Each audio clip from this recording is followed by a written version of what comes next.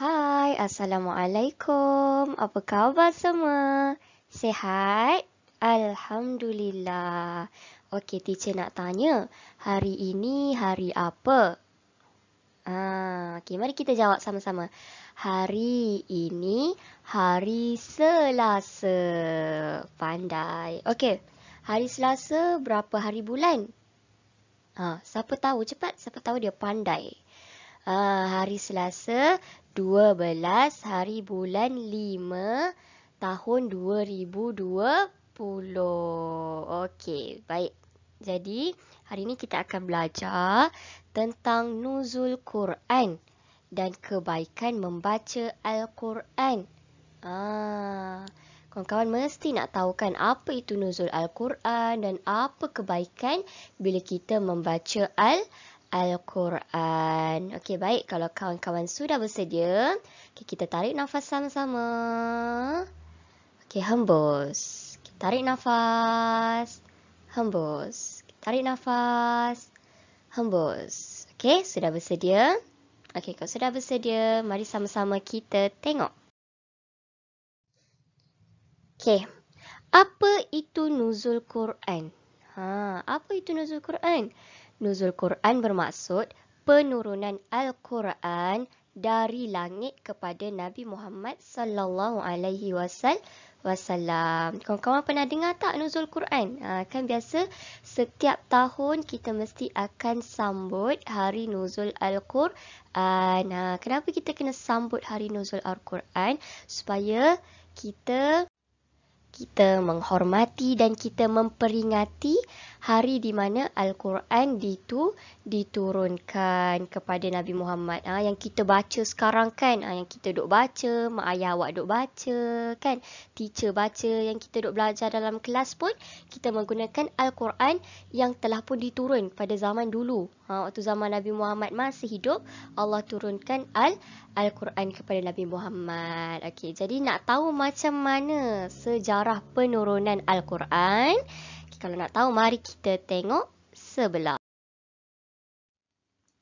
Okey, baiklah. Yang pertama, Al-Quran ini, kawan-kawan kena tahu Al-Quran adalah mukjizat yang terbesar yang membuktikan kerasulan Nabi Muhammad. Maksudnya, Al-Quran inilah yang menjadi bukti bahawa Nabi Muhammad itu adalah Nabi. Dan kewujudan Allah dengan sifat-sifat kesempurnaannya. Maksudnya, Al-Quran ini juga menjadi bukti bahawa Allah itu wujud dan Nabi Muhammad itu adalah sebagai Nabi, pesuruh Allah. Okey. Yang kedua, membaca Al-Quran serta menghayati dan mengamalkannya adalah satu ibadat sunat.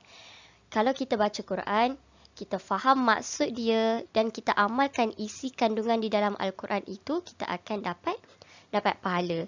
Okey, contoh dalam Al-Quran ada dia kata kita kena bertaubat sekiranya kita buat salah. Contoh dalam Al-Quran tu dikata hendaklah kamu meminta ampun sekiranya kamu melakukan kesalahan kan. Okey, jadi bila kita buat salah, kita pun terus memohon ampun. Maksudnya kita ikut apa yang Al-Quran ajar. Bukan setakat tu je Al-Quran suruh kita berpuasa, buat baik pada ibu bapa dan lain-lain. Kita ikut semua yang Al-Quran ajar dan kita akan dapat pahala. Sebabnya kita mengamalkan apa yang Al-Quran ajar. Okey, faham kat situ? Okey, maaf ya kalau saya ada salah.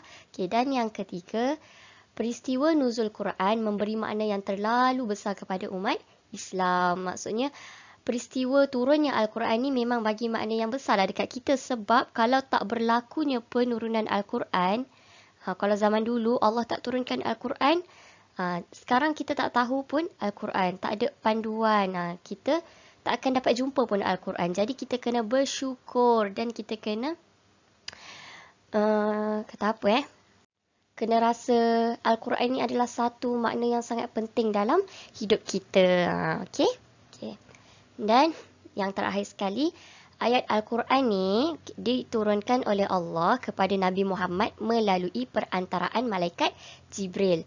Allah tak turunkan sebiji Al-Quran macam yang kita nampak sekarang ni. Bukan macam tu. Okay, Allah hantar malaikat Jibril. Malaikat, ada 10 malaikat kan.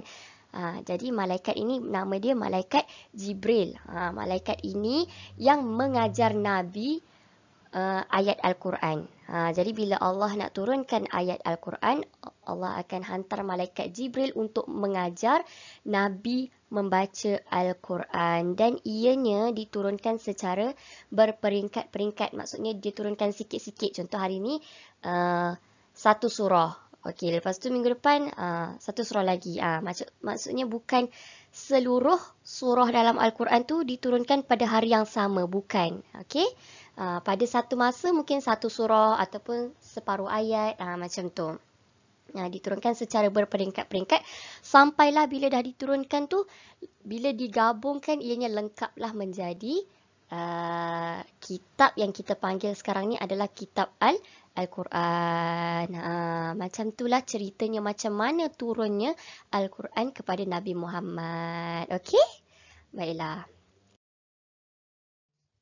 Okey kawan-kawan, jadi bila kita dah tahu macam mana Al-Quran diturunkan, okey, bila dah ada Al-Quran dengan kita, kita kena tahu apa kebaikan bila kita membaca Al-Quran. Al-Quran ni kan satu mukjizat yang besar. Jadi mesti bila kita membacanya pun mesti kita akan dapat sesuatu yang besar juga. Jadi mari kita lihat apakah yang pertama. Pertama, Al-Quran ni akan menjadi syafaat di akhirat kelak. Kalau kita selalu baca Al-Quran, Al-Quran ni akan tolong kita dekat akhirat.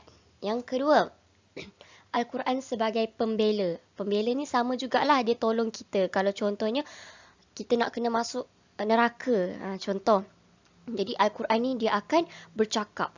Dekat akhirat nanti, semua boleh bercakap. Al-Quran boleh bercakap, tangan boleh bercakap, mata boleh bercakap, telinga boleh bercakap.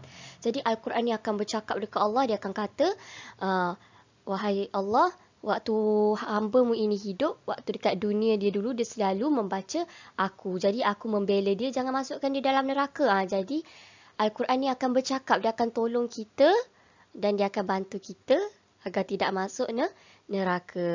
Okey? Yang ketiga, orang yang belajar dan mengajar Al-Quran adalah sebaik-baik amalan. Orang yang belajar Quran macam awak lah. Awak kan pergi tadika, kita belajar Al-Quran, kita belajar menghafal kan. Dan orang yang mengajar Al-Quran adalah sebaik-baik amalan. Maksudnya Al-Quran ni memang sesuatu mukjizat yang sangat bermakna lah kepada kita. Banyak kebaikan yang akan kita dapat sekiranya kita membaca Al-Quran. Yang keempat, 2 pahala bagi orang yang susah menyebut dan membaca Al-Quran. Kalau orang yang dah pandai baca Quran, kalau dia baca Quran, pahala dia tu adalah 1. Tetapi kalau orang yang tak reti nak baca Quran, dia susah nak sebut ayat-ayat Quran, tetapi dia masih lagi belajar membaca, Allah akan bagi dia 2 pahala. Bukan maksudnya 1 pahala, 2 pahala tu macam RM1, RM2 macam tu. Bukan. Dia nilai tertentu di sisi Allah. Yang ke berapa dah ni? Yang kelima. Allah Subhanahu Wa Taala mengangkat martabat orang yang membaca Al-Quran. Kalau kita baca Al-Quran, Allah akan tingkatkan kita punya martabat. Kita akan hebat di sisi Allah. Okey? Yang keenam, membaca Al-Quran memberikan kita ketenangan. Betul. Kalau kita sedih kan, kalau kita rasa tak tenang, kita rasa nak marah, ataupun kita rasa macam kusutnya kepala ni, jadi kita kena ambil wuduk dan kita cuba buka Al-Quran, kita baca Al-Quran, kita baca ayat-ayat cinta daripada Allah, dan itu akan bagi kita ketenangan hati, ketenangan jiwa. Yang seterusnya, membaca dan memperelokkan bacaan mendapat kebaikan. Kalau kita baca, kita dapat pahala. Kalau kita elokkan lagi bacaan kita, kita belajar tajwid, kita baca dengan betul, itu lagilah akan mendapat pahala. Okey, nak baca Al-Quran, kenalah baca dengan betul-betul kan. Takkanlah nak baca main-main. Sebab tu kita kena belajar membaca Al-Quran. Dan yang terakhir sekali, setiap bacaan 1 huruf dalam Al-Quran akan mendapat 10 ganjaran. Maksud dia dekat sini, contoh, Alif Lam Mim. Itu bukan dikira sebagai 1 huruf, tetapi alif 1 huruf, lam satu huruf dan mim satu huruf. Maksudnya banyaklah ganjaran pahala dia kan. Sebab satu huruf tu dah 10 ganjaran pahala. Cuba kalau kita baca satu muka surat. Wow, berjuta-juta lah. Sampai ke berjuta, berpuluh-puluh ribu, tak tahu. Semuanya hanyalah Allah yang tahu dan Allah yang nilai sendiri berapa banyak yang dia akan bagi dekat kita berdasarkan niat dan keikhlasan kita. Okey. Jadi terima kasih kerana bagi tumpuan. Dan teacher harap kita jangan sesekali lupa dan jangan sesekali tinggal membaca Al-Quran walaupun sehari dalam kehidupan kita. Kerana ingat Al-Quran itu akan menjadi pembela dan syafaat kepada kita. Tak rugi pembaca, akan dapat banyak pahala. Baiklah, sampai di sini saja. Assalamualaikum, salam Ramadan dan selamat berbuka puasa. Bye-bye.